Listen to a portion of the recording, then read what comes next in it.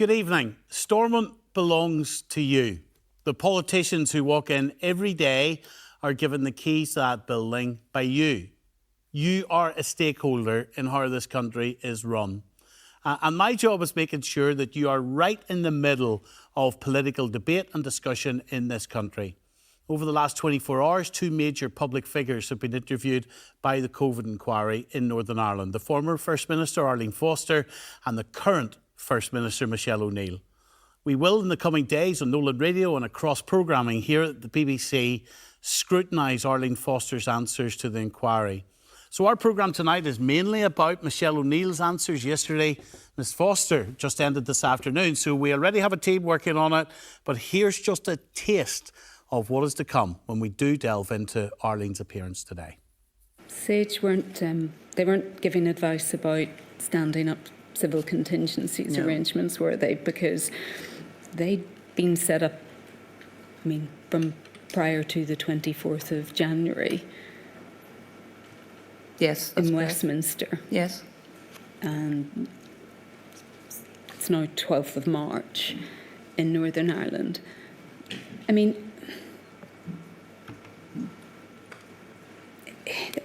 This might be thought to look like sleepwalking into a pandemic.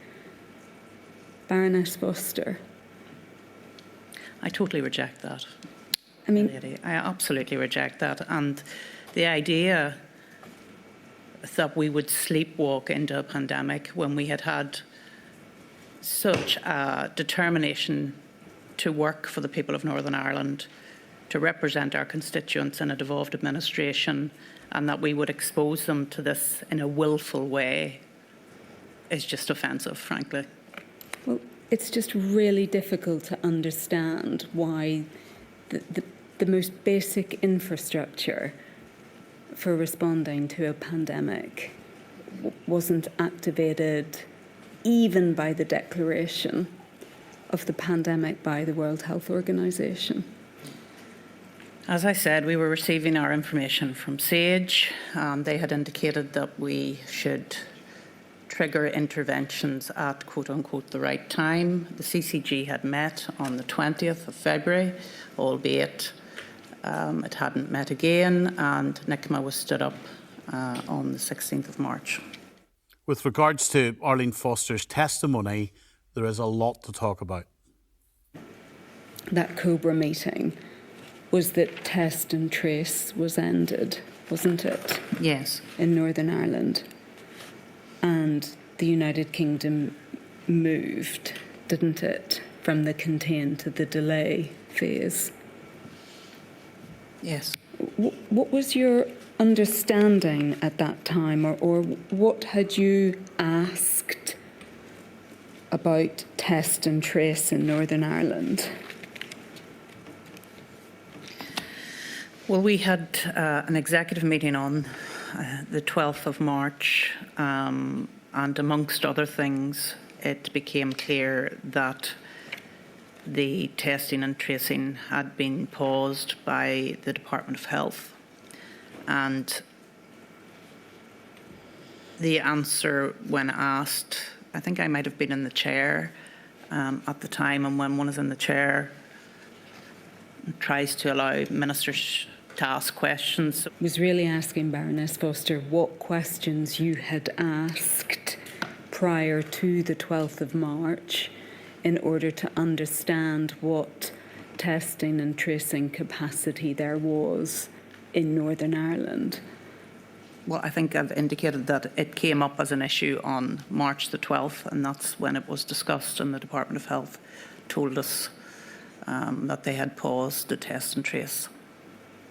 So, again, can we be clear about this, that it was only when testing and tracing was suspended that you asked any questions about what Northern Ireland's capability was to provide testing? Well, testing was under the remit of the PHA at that time, was taking place, and I think it's not unreasonable for us to ask why it was stopped.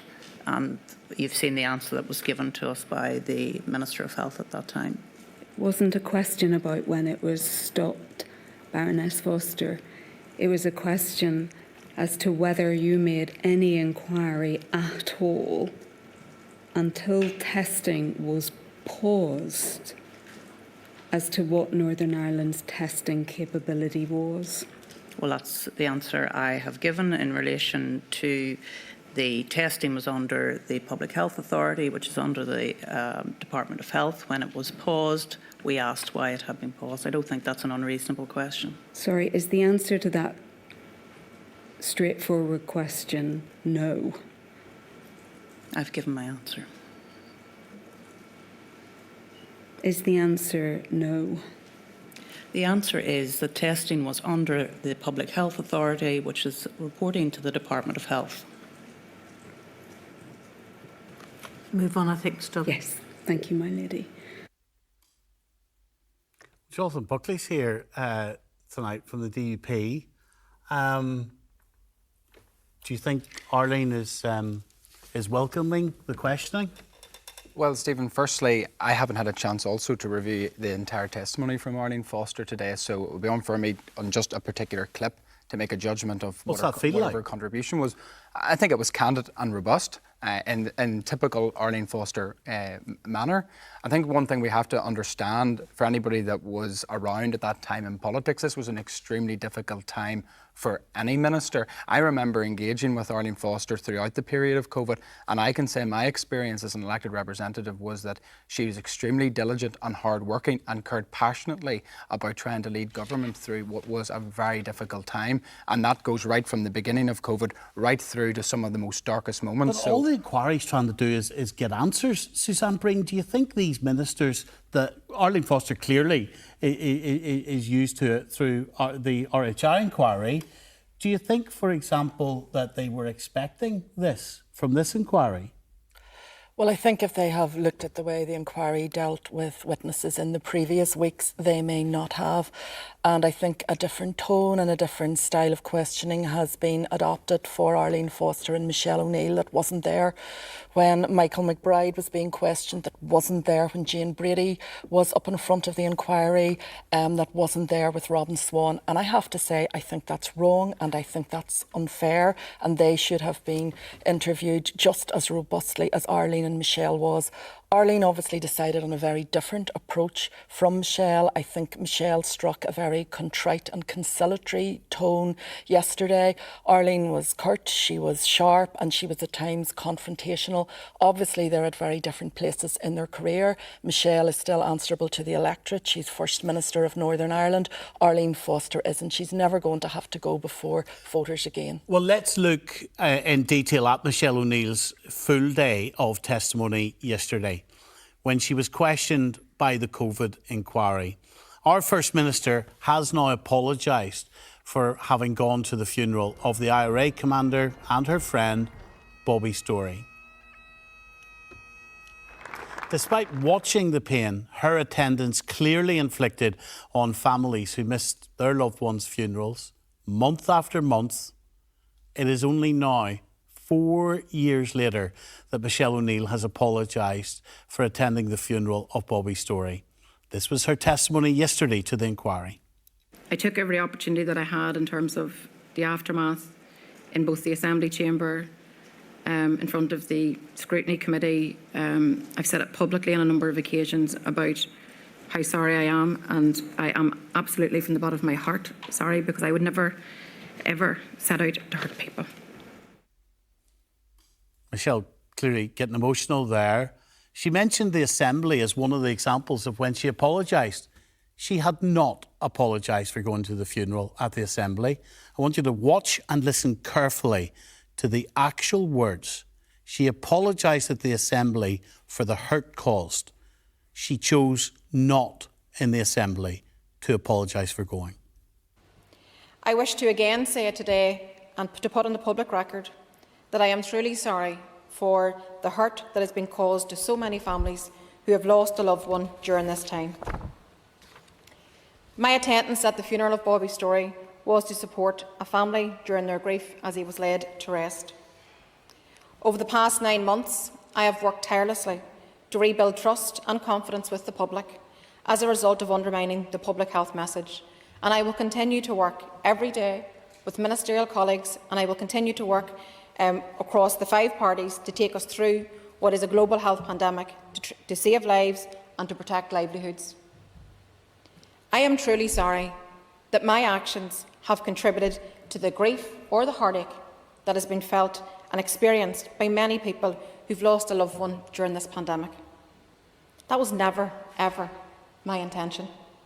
And for that, I offer my heartfelt and unreserved apology to those families that have lost a loved one. Very sorry for that her actions contributed to the grief and the heartache. What's missing there? Any apology for attending that funeral until this week. I will never apologise for attending the funeral of my friend.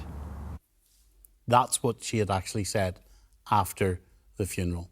Now, let us pick up the phone tonight. 030 30 80 55 55 is the number to call tonight. There's the number on your screen now, and we want you to be part of this programme.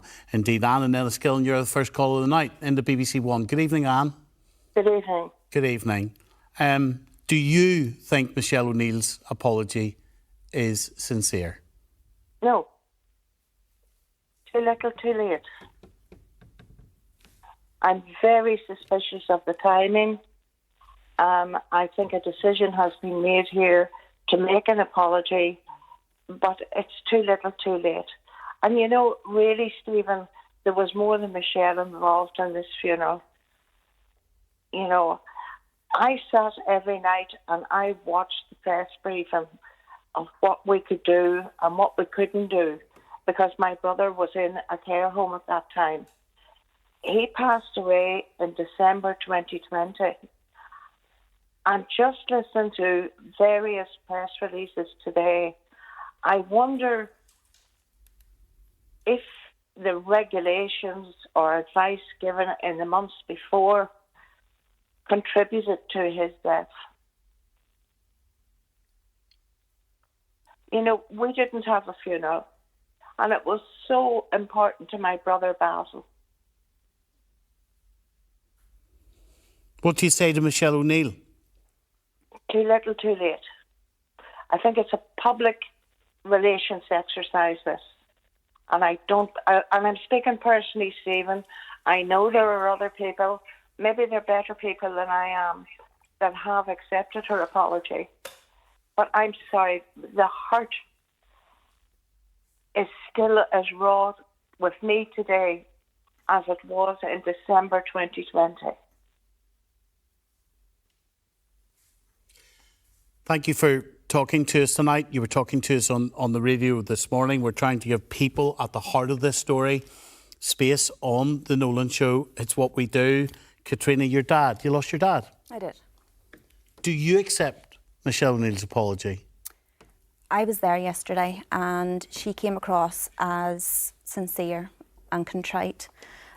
The one question I would have liked her to answer would have been, would you do it again? Because I'm not involved in politics, although being involved in the inquiry has been a steep learning curve. But what I would teach my children at home is that everyone makes mistakes, but it's learning from those mistakes and learning lessons from those mistakes. And I think the true testament will be in her actions going forward. I mean, as a bereaved group, we're entitled to be hurt, and we're all entitled to decide whether personally we accept her apology. But as a group, it's not doing us any favours holding on to this anger. So we have to learn to use that to our benefit and to the benefit of those coming after us. Susanna, is this the Sinn Féin machine strategically deciding now's the time to apologise? And for the last 4 years, it wasn't the time to apologise? Well, first of all, Stephen, I think that during so much of the pandemic, the beginning, the middle and the end, Sinn Féin was right. It was on the right side of history, and the DUP was wrong in terms of tackling COVID and restrictions. But I think Sinn Féin suffered a huge blow to its credibility with the Bobby Story funeral, because it's very easy to write rules. The real test and the real mettle of any politician is, do they uphold the rules that they write?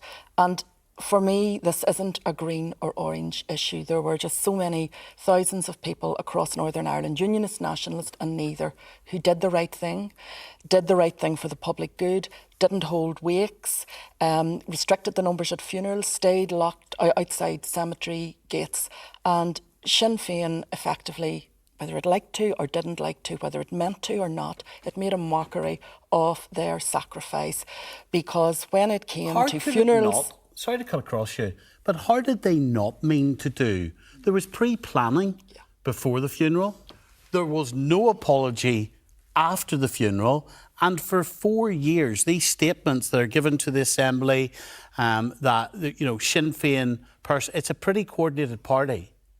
There was a decision not to apologise until now. Yeah, well, look, I think that's the problem with the funeral is that it wasn't, people can do the wrong thing in the spur of the moment, something spontaneous, but it took a lot of organisation for that funeral. There were buses laid on, there was a wake held, there were signposts to the wake. We saw people dressed in black ties, black shirts, white shirts, and we saw the effort that went into organising it. You know, the Republican movement was involved in organising it. Did they not tell Michelle O'Neill, and not just Michelle O'Neill, there's other Sinn Féin ministers here, it can't all be about her.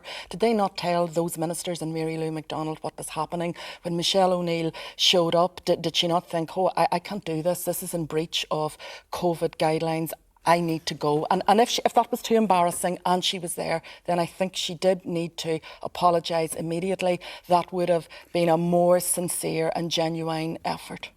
And yet, Jonathan Buckley, she has now apologised. She says it's from the bottom of her heart. Not every politician does that. Well, I would... Your party has drawn a line under it and gone back into government. Well, as I would say, as I did last week on your show, I think Sinn Féin's apology for attending is the right thing to do. I said that at the time. I say it now. It was the wrong thing originally when they didn't say sorry. And it is the right thing that they're doing it now. But on the point of sincerity, you know, I think, like Anne, your caller, there's probably hundreds of bereaved families who will all adopt different positions on this. I accept that. But there's a lot of people probably looking on in regret because they probably thought to themselves, I buried my loved one, my parent, my child, my cousin, granny, whoever, and I obeyed the rules. Was I the bigger mug when here were the lawmakers themselves willing to deliberately go out of their way to break them? Now, I accept the point, and the inquiry has put this up in lights across the board. People made mistakes. People in government made mistakes. I accept that. But this wasn't a mistake. This was pre-planned and this was deliberate. Sinn Féin knew well what the consequences would be. I was in the Assembly on the day that we asked for Michelle O'Neill to apologise for attending. She, as has been repeated on your show, she had 4 years to do so. I think anybody that examining this in the cold light of day would say, yesterday was Michelle O'Neill's day of reckoning. She couldn't avoid the question in front of a judge. Here's the next call, live on the BBC clear. One tonight. Sandra in Bunbridge. Hello, Sandra. Hello, Stephen. Hello. Your mum was buried 2 weeks before the Bobby Stoy funeral. Yes, she was. And she was... Yes, she was. And we never got the proper funeral or the wake. And it's still very raw, 4 years to the anniversary there on Monday, and to see Michelle O'Neill walk down that street and clap her hands, and takes 4 years for her apology. No, I don't accept her apology. She should resign, because she's not going to resign, Sandra. I know she's not. Why call for her to resign? Do you not want her to make an apology? No, but it took 4 years, Stephen. What would you say to her? Well, I'm just very angry because the government guidelines, they closed the nursing homes, and our mum was left, and she died of a broken heart, and we had to say cheerio through a window. What way is that to bury your loved one? And try to learn to live with it. In other words, you were abiding by the guidance. You didn't try to bulldoze your way into that care home. You were abiding by the rules, and you were watching a governing party in Northern Ireland breaching their own guidance. And it's taken them 4 years to say sorry. Now, Sinn Féin had criticised Boris Johnson, something which the chair of the inquiry, Baroness Hallett, wanted to tackle our now First Minister about. Can I just ask, in relation to your witness statement, when you made your witness statement, you made the criticisms of Boris Johnson's government and the allegations of partying in Downing Street, wasn't that a bit hypocritical, knowing what you knew by the time you made that statement? I don't think so, because they're two very different things in terms of the Boris Johnson approach of partying the whole way through the pandemic and drinking their way through it, to be quite blunt. Well, we didn't find out about the partying until after the pandemic. I mean, what you did was to do something that the bereaved couldn't do, the normal bereaved couldn't do, because you wanted to go to a friend's funeral.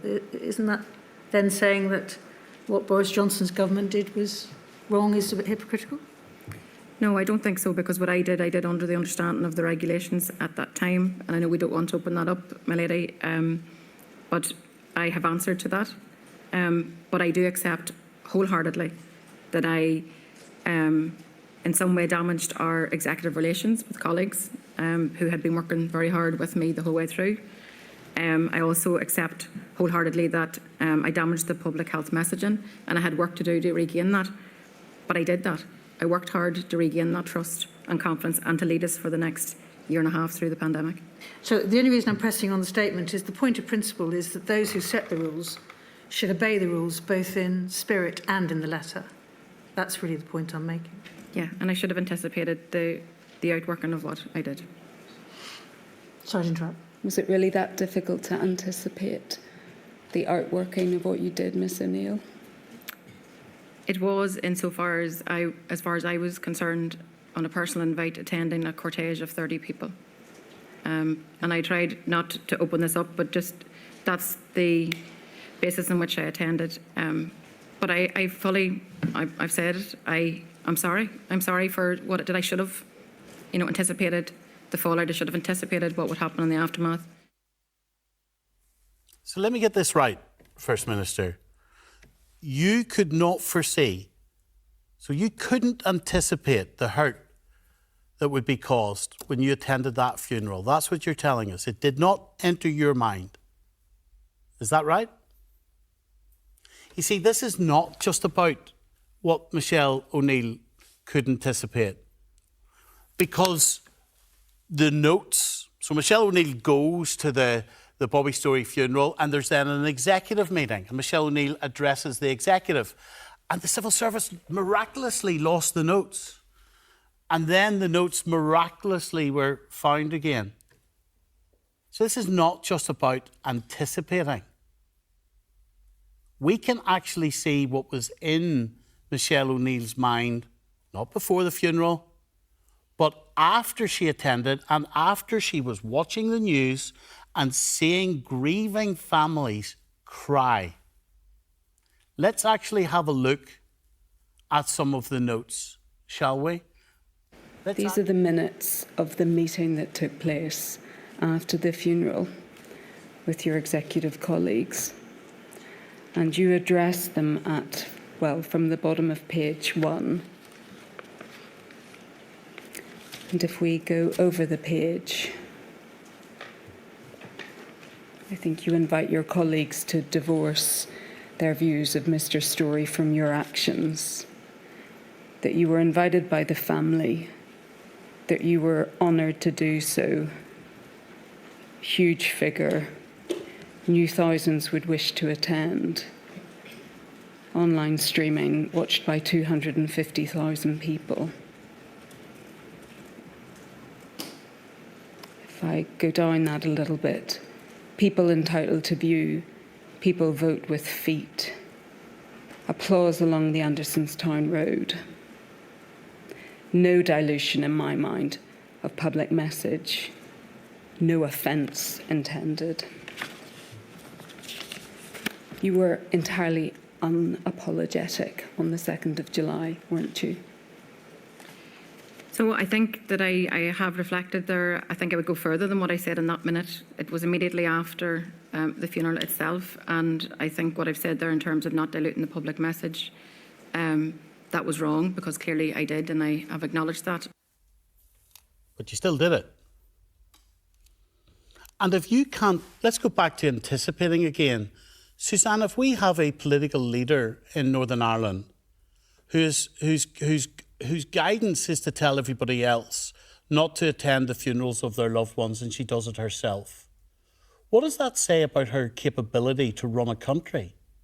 Well, it certainly says that in this occasion, double standards were at play.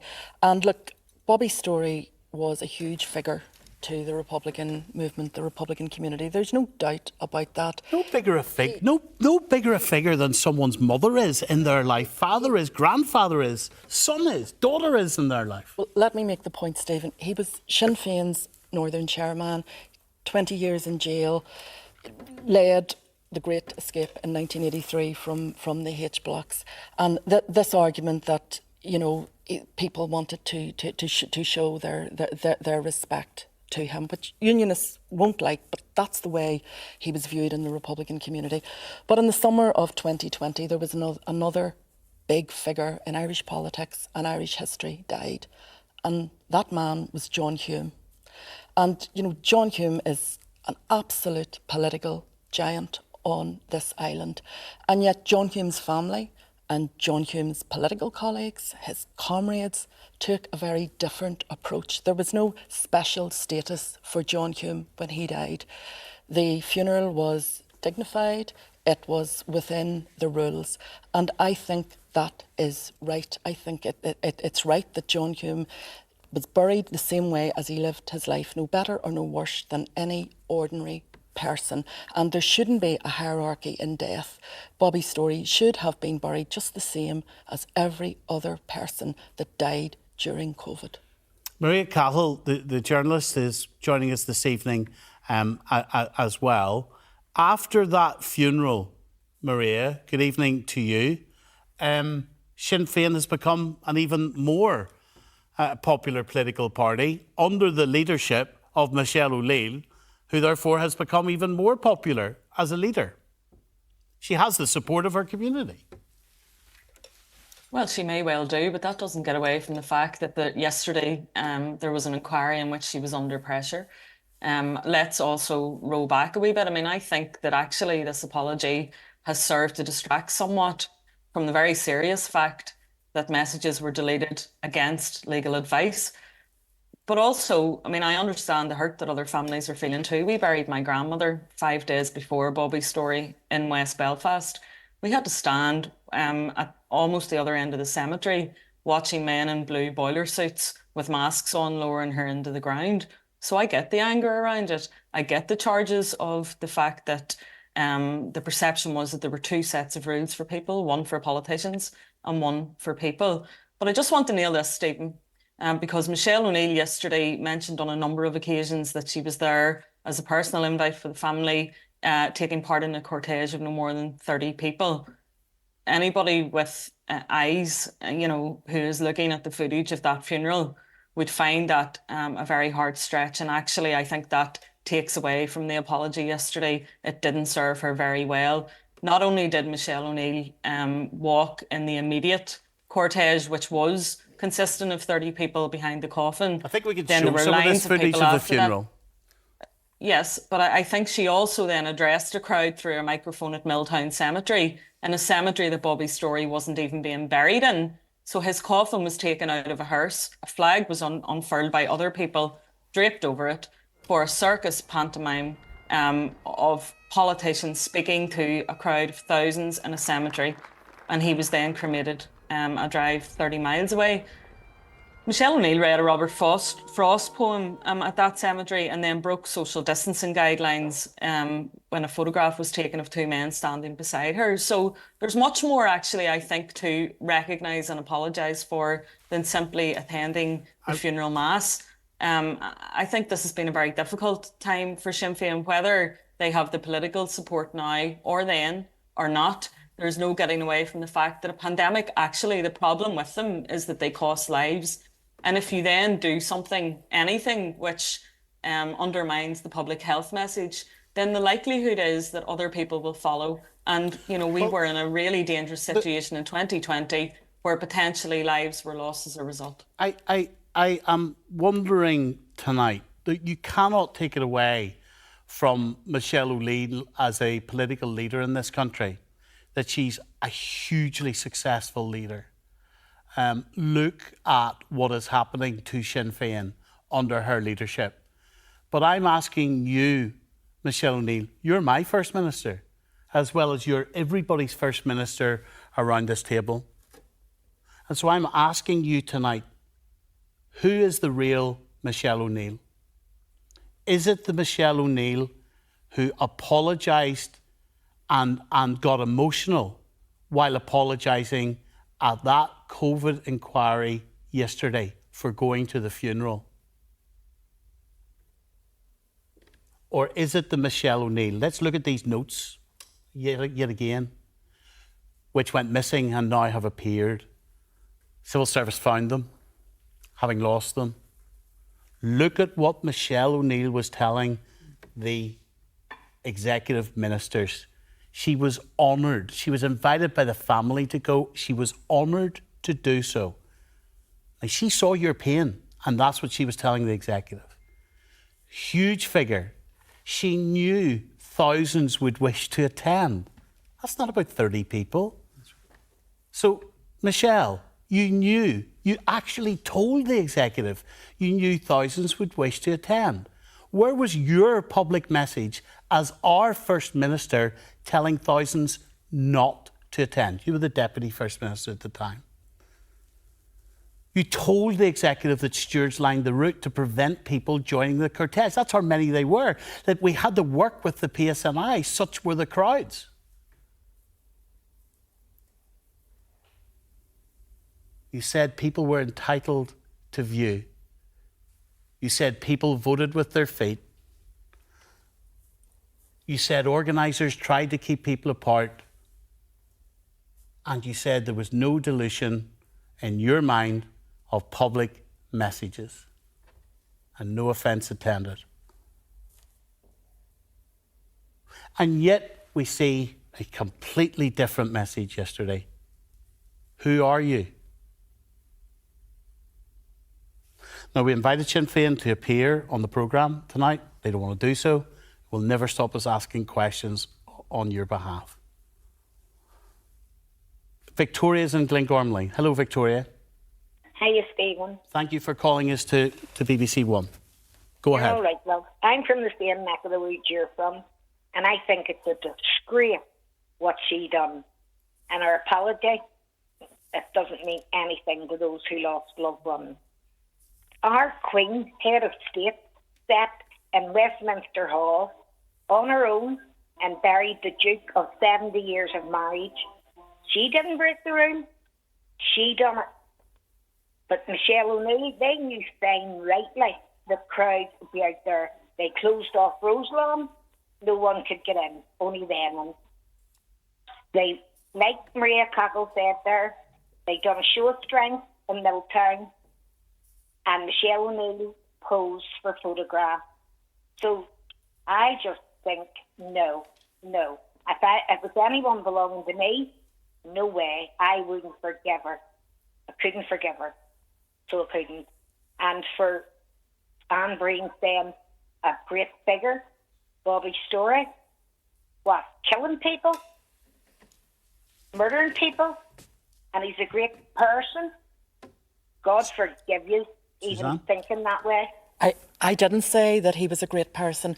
I said that he is viewed by the Republican community as a very positive individual, as somebody that they respected. I didn't say that I saw him as that, but I say that you have to acknowledge that Bobby's story did have, whether people like it or don't like it, heroic status within the Republican community, but not for 1 second does that justify the funeral and abusing the rules, not for 1 second. Jonathan Buckley, your party has a responsibility towards transparency in government, towards what you say is actually what's happening under the bonnet. Do you think your party has a role to play in cleaning up politics in this country? Yeah, I think every party has a responsibility. I think the COVID inquiry has quite clearly outlined that there was mistakes made. Now, we can get into the question of whether they were deliberate or whether it was genuine human error and mistakes dealing with a global pandemic. And I think as time goes on, we will really start to see that in the cold light of day. But I can't get over just listening how difficult this must be for bereaved families, people that did bury close loved ones, because it is quite clear, and I think the point that you have made is an important one for us to delve further in. Michelle O'Neill's statements at the time, the evidence in those executive papers, her positioning at yesterday's COVID inquiry shows it's riddled with contradictions. You know, talking about she thought there would be 30 people there. The executive note, which took how many requests? Over 7 times to actually be put towards the inquiry. This is riddled with contradictions. It actually gives us more questions than answers. Well, we saw during the RHI inquiry of how your party was quite keen never to write anything down. But Stephen, I'm not here to defend any political party. Well, no, I'm not. You're representing the DUP. No, I'm not here to defend any political party. This COVID inquiry is about getting to the truth. And the fact being that the civil service withheld the executive note on this seismic... They lost them. Well, they lost them 7 or 8 times they were requested, and all of a sudden it became apparent that it could be found. You know, it's ridiculous. Jonathan, there is an information dump tonight from the inquiry, and it includes conversations that the DUP people were having behind the scenes, and it includes Peter Weir saying, I see on PA, Archbishop Eamon Martin is writing, urging me to close all the schools, wasn't aware of his qualifications in virology, says Peter. And then someone unnamed says, right back from within the DUP, says, write back and tell him we don't live in the South and that his institution hasn't the best track record of looking out for the welfare of kids. Yeah, well, I haven't had time to review them personally. Does that feel to you to be proper professional conversation? It's certainly not language that I would use, Stephen, and I've no doubt there will be further probing into what the totality of those messages are. But I will say this, okay? The COVID inquiry is to get to the truth. So evidently somebody from the DUP, when requested by the COVID inquiry, has released these messages. There's a lack of messages that have been released to the COVID inquiry. Sinn Féin wiped every device. I've seen no messages from the SDLP or other political parties. Do we really think that they simply didn't communicate? Michelle O'Neill told the inquiry Michelle O'Neill told the inquiry in her written evidence that she didn't communicate over WhatsApp. We're going to look at that. And with regards to the SLP, I have no idea, genuinely no idea what they did, and we will ask them. We've been irritatingly incessant in our determination to elevate the voices of the public who are at the heart of this story. I want to remind you of people who were affected, not just by the funeral, but something connected to it.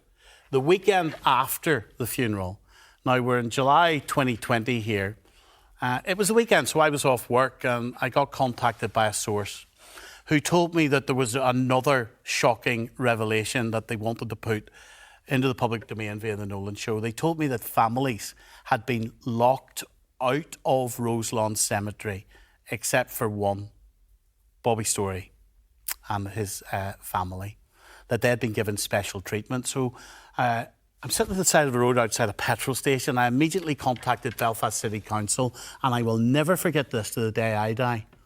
Sitting in the car, weekend night, and the council were back on the phone to me time after time, trying to convince me that it was a single member of staff who had done this on a whim, and that member of staff were solely responsible. And when the Nolan show dug into that, we established that wasn't true. Let me remind you of the timeline of this. Story funeral on the Tuesday, public anger on the days after that. We then get this Roselawn story, and we broke it on the Monday morning. This morning, the Nolan show has major revelations around the cremation of Bobby Story. We can reveal that Belfast City Council prevented 8 families on Tuesday morning from being allowed up to 30 people to their cremations. The council then made an exception on that day for just one person, the former IRA man, Bobby Storey. Let me spell out to you the differences given by Belfast City Council to Mr Bobby Storey. Unnamed, unvetted men allowed to man the gates of Roselawn Cemetery. The council say it was to help control access, but they don't deny that other unnamed men were allowed to roam the site. Stephen, I'm not only disgusted, I am absolutely saddened. I had two friends at the beginning of the COVID. Husband and wife died within 3 days. Their daughter was only able, with her husband and the 3 grandchildren, to stand outside Roselawn Cemetery gate to see her parent being put in. A graveyard to me is like a church. There should be no violations in a graveyard. Somebody in my family died during this crisis. Would my family be allowed to man the gate? I really sincerely doubt it. I was at a funeral a couple of weeks previous for an uncle of mine, and we weren't even allowed to drive into the graveyard. We weren't even allowed to drive in. 8 families treated unequally at Roselawn Cemetery by a public facility. And the only family treated differently? Bobby Storey. And we were left standing outside the gates of Roselawn Cemetery on Ballygown Road, watching our coffin go in with our family and grandchildren looking on. It was horrific. I buried my father 3 months ago. We had a limited amount of people could visit the grave, 10. I had to choose who could and could not come. Sinn Féin at that their funeral. Absolute disgrace. We were married 55 years, and I had nursed her for 10 or 15 years. It was desperate. It was terrible. My wife was cremated that day, yes. My family, we were only 6 of us, were turned away at the gate. Someone from the council came on late that night to apologise to me, which I didn't accept the apology. The hearse and her 2 cars pulled up, and there was a small man at the gate. I don't know who he was. He was manning the gate.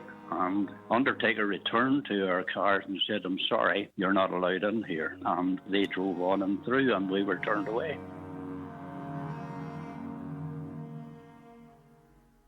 Just some of the voices who we connected with on the Nolan show back at the time on BBC Radio Ulster. Katrina, what does this do to you when you see all this? You're reminded of all of this? That was very hard to listen to. I can relate to every one of those stories. What you have to understand is that families that didn't get to have normal mourning rituals have an awful sense of guilt. The guilt that we have somehow failed our loved ones. And in reality, it was the government that failed the citizens of Northern Ireland. But it's something that haunts us day and night. And I suppose it comes across as anger and resentment. But you were doing what they told you to do. Yeah.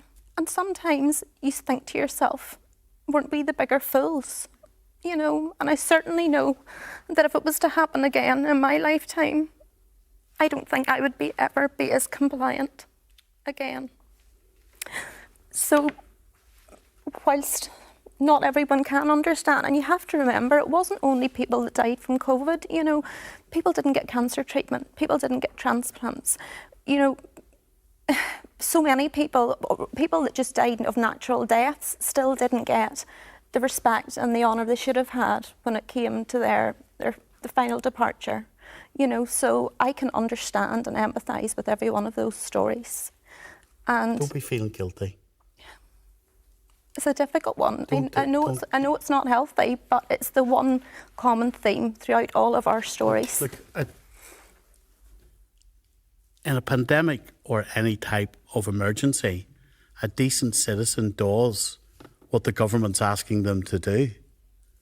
They stood with the authority that we gave them, and they told us how it was important. We just didn't know one of them was going to break their own guidance. We didn't know they were going to do that. It's just so unfair on decent people. My father was one of those people that, you know, if there wasn't a rule, he would nearly have made up a rule for himself to abide by, and he waited his turn for his treatment, and he waited to the grave.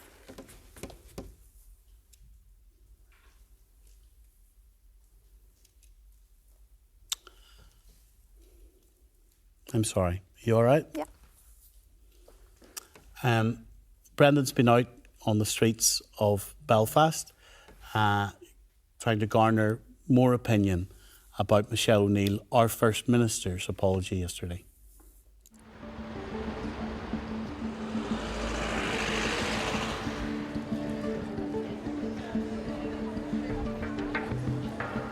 Do you think Michelle O'Neill's apology yesterday at the COVID inquiry should draw a line under her attendance at the Bobby Story funeral?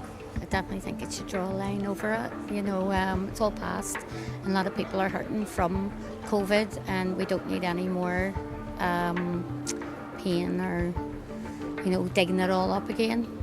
I think that everybody, especially when everybody was locked in, I think it was important that everybody followed the rules. Understand people going to people's funeral and why that was important, but in that situation, I think that, especially when you're in a position where you have to lead the country, I think you really need to go and do what everyone else is doing. I think a lot of people in the unionist community don't accept their apology. You know, it's a bit too late. If she's sorry, why did she go in the first place?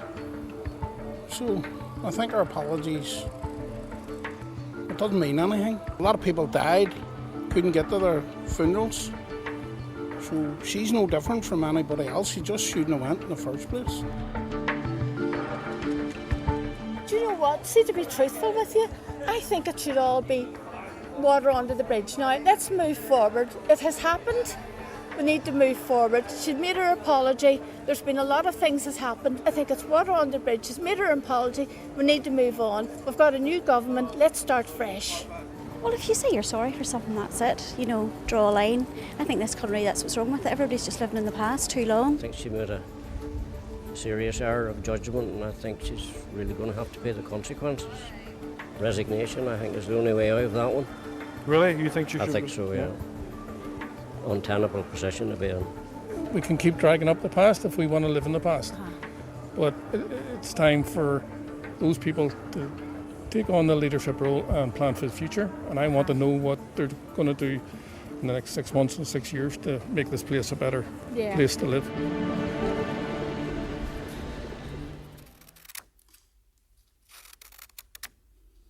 Remember, it's not just the civil service who betrayed our trust by wiping information, our information. Our First Minister, Michelle O'Neill, was at it too. This is just a metaphor, what I'm doing in the studio tonight. She wasn't literally cutting up the information with a pair of scissors, but she was wiping it, despite having received a legal notice not to. So, tell me, Sinn Féin, look, I'd love you to explain to people, and you're always welcome to. Was this just another example of those who make the rules thinking that they're above the rest of us? Here's counsel for the inquiry, Claire Dublin. You knew about this inquiry, yes. You'd been provided with a ministerial submission on the need to retain information for it. And you'd also been provided with legal guidance that pointed out the need to, or that WhatsApp material or informal communications was also the sorts of material that needed to be retained for the inquiry, yes? Yes, yeah. But nonetheless, you went ahead and you wiped, I think, your own devices. Is that correct? Yes. And can you just explain why, in light of everything that you knew, you went ahead and did that? In other words, notwithstanding all of the instructions that you had been given. I think two things. I think, firstly, I wiped the device, as Minister Long explained, because we thought that was our custom and practice in terms of departmental phones being returned. Secondly, that I believed that the official record was recorded and populated. And thirdly, clearly a misunderstanding on my part in terms of like informal communication and what actually that meant. But by and large, I'm satisfied that the vast majority of everything that I communicated was on the device and hopefully on the official record. But I concede that my understanding of the WhatsApp and informal communication is not as where it should have been. You might be satisfied of that, Miss O'Neill, but this inquiry doesn't have the chance to be satisfied about what's contained on your device, does it? Yeah, sorry, I meant I was satisfied. I thought that the record was recorded, but absolutely I take the point about the inquiry not being satisfied, that I don't have that additionality to bring to what is already on the record. By and large, I was of the view that I didn't have anything on those devices that would have been for the inquiry. I thought that was all in the official record, but with hindsight I reflect on that. And we only have your word to go on about that, really, don't we? I accept that, yeah. And we've already seen that your witness statement is wrong, insofar as it suggests that you only used your devices for the purposes of administration. Yes. Yes, and just for the record, not to be deliberately misleading, but clearly my understanding of what I was writing in the statement, but I can correct that. Yeah, it's not really that you can correct it, Miss O'Neill, it's that you made a witness statement to this inquiry saying that you used your devices for the purposes of administration, when it's quite clear that that was not correct. That was my understanding, that was in the main how I used that device. My lady, I'm going to move on if I may. Yes, please. Thank you. That was your understanding. You are a political party which connects big time with working class people. You had legal advice, do not wipe. And you wiped the information anyway. Are you better than the rest of us who have to follow the rules? I'm going to go back to more people who have questions, and maybe some of these devices that were wiped and information that's been lost, and the civil service still can't find Jenny Piper, the interim head of the civil service at the time. Of course, her laptop's lost. And these people who I'm representing tonight have questions about their government, and they are entitled for the information not to be wiped. Susan, your mother-in-law, Ada, was 96. That's right, she was. Tell me how she died, Susan. Well, we got through the first year of COVID with her, managing her, bringing her food, etc. to the house, and she had carers in 4 times a day. And we did manage very well. And then, unfortunately, in January of 21, she took COVID. So she was kept at home for the first week and treated with antibiotics, and appeared to be recovering somewhat. And then once the antibiotic was done, she deteriorated rapidly. I phoned an ambulance. We were told not to go to the house.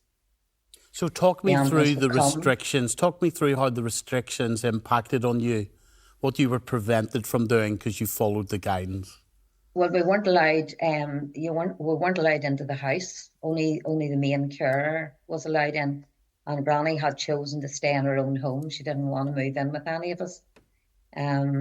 So she had the carers in 4 times a day. So basically, nobody saw her bar talking through a window, with the exception possibly of my husband, who took the dinners over and left them in the kitchen for the carers to give to her when they came. You shouldn't, but do you feel like a fool for following advice that was being given, and you've seen how much respect was given to that guidance by others?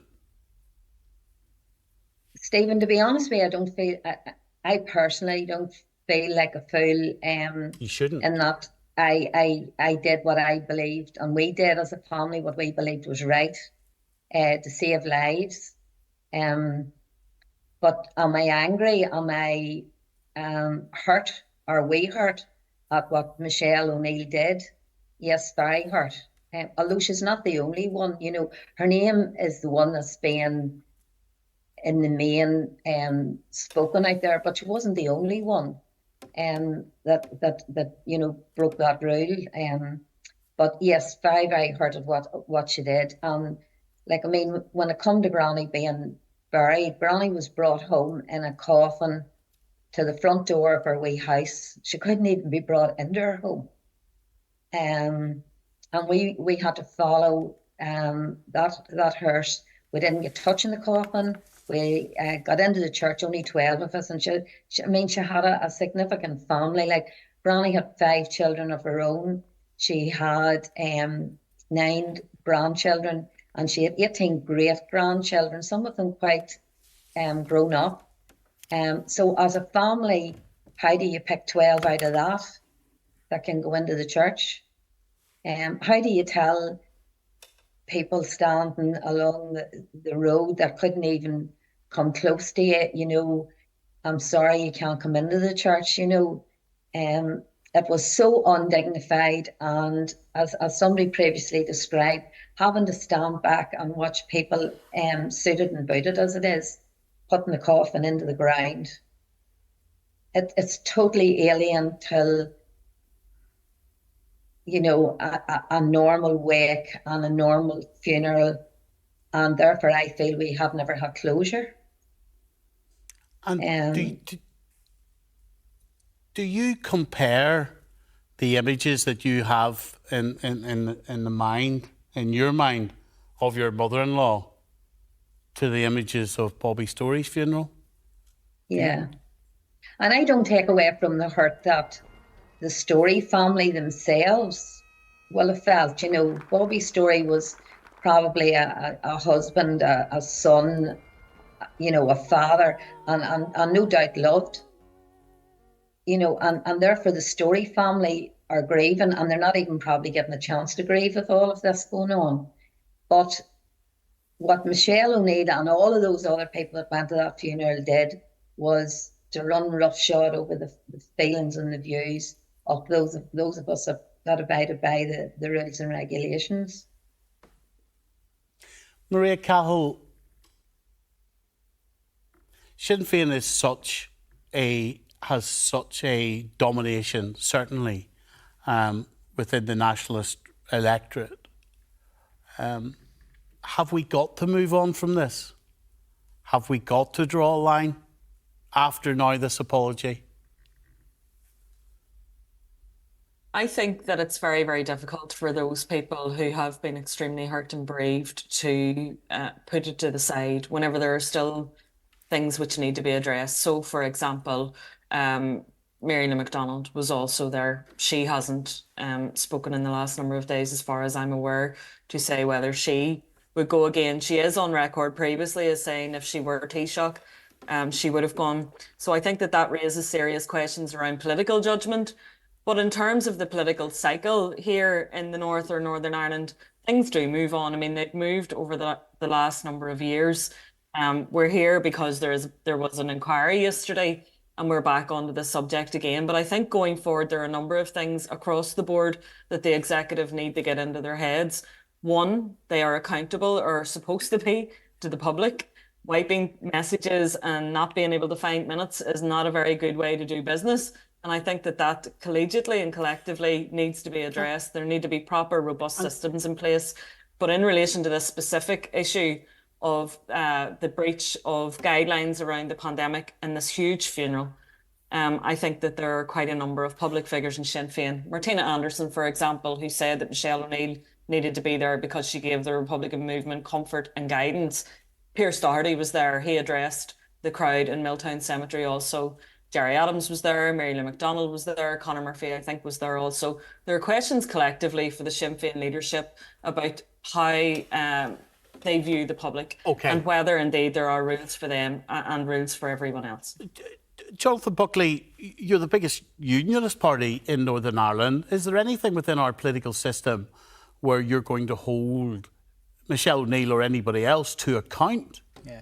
Well, is there a breach of the ministerial code in wiping a phone? That's certainly something that has to be explored, Stephen. Obviously, with the legality of some of these things, I have to be careful as to what can be said and what can't be said in terms of if there is a potential room for a commissioner's report or inquiry. Is your party looking at that? It's certainly something that is being looked at as to whether or not there is a breach of the ministerial code. I heard Doug Beattie on your radio show this morning saying they are doing likewise. But the point that I'm trying to get across, and I think it has been noted by some of your contributors, it wasn't just Michelle O'Neill. Like, your footage there showed Jerry Kelly carrying the coffin. Jerry Kelly's the most senior member of the Northern Ireland Policing Board, long-standing. You know, the police in themselves give evidence at the inquiry Well, don't today. forget the rules at the time allowed 30 people to be at that funeral. Did that look like 30 people to you? Did that look like 30 people in Roselawn Cemetery? No. Come on. Jerry Kelly knew, as did Michelle O'Neill. Does looking into a possible breach of a ministerial code, does it trouble Sinn Féin if anybody does do it? I think Sinn Féin do want this story to go away, but in all honesty, I don't think it's going to do them any electoral damage, Stephen.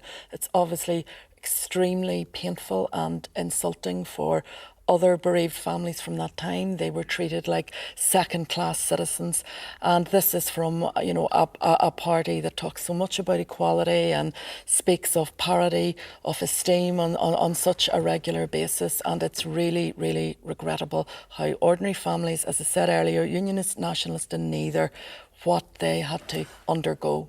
I have 30 seconds. Does Sinn Féin as a political party need to collectively apologise?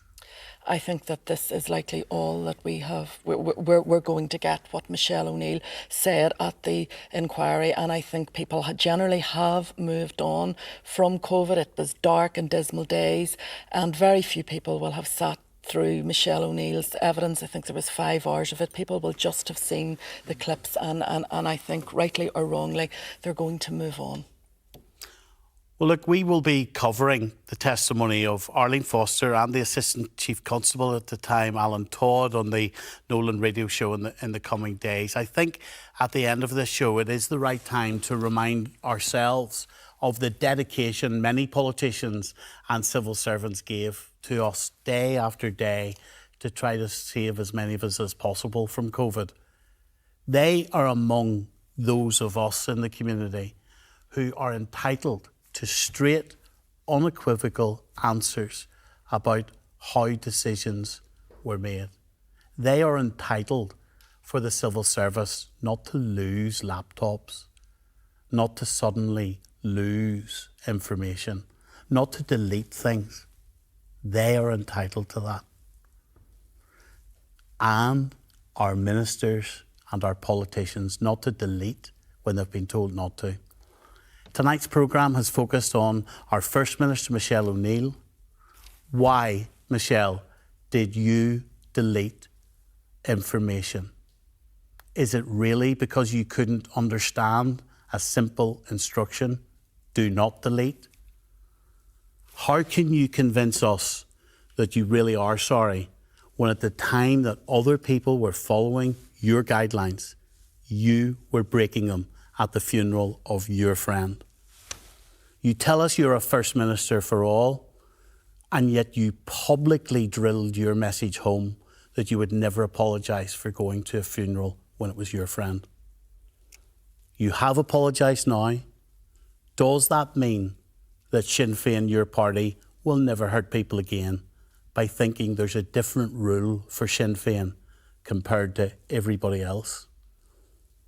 And that isn't about orange and green, because many Catholics and Protestants, Unionists and Nationalists couldn't quite believe what you did. It's for the people of Northern Ireland to decide whether they accept your apology.